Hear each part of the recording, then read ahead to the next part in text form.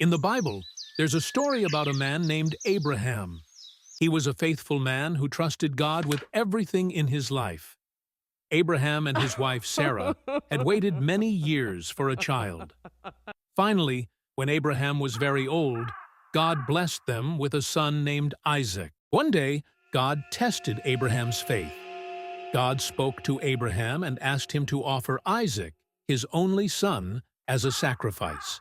Even though this was a difficult request, Abraham trusted God.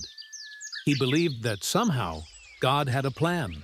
The next morning, Abraham took Isaac and some wood for the sacrifice and traveled to the place God had told him about.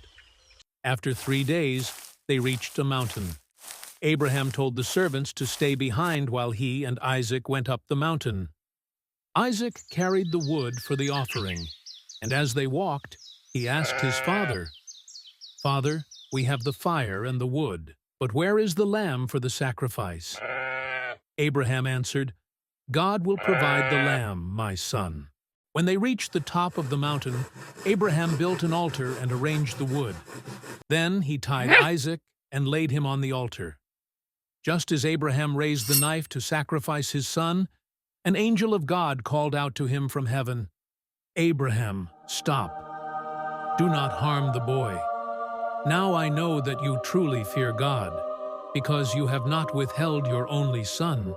Abraham looked up and saw a lamb caught in a bush nearby. God had provided a sacrifice. Abraham took the lamb and offered it instead of Isaac.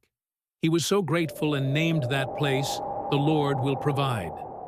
This story shows Abraham's incredible faith and trust in God, even when he didn't understand the plan. It also reminds us that God always has a way, and He provides for those who trust Him.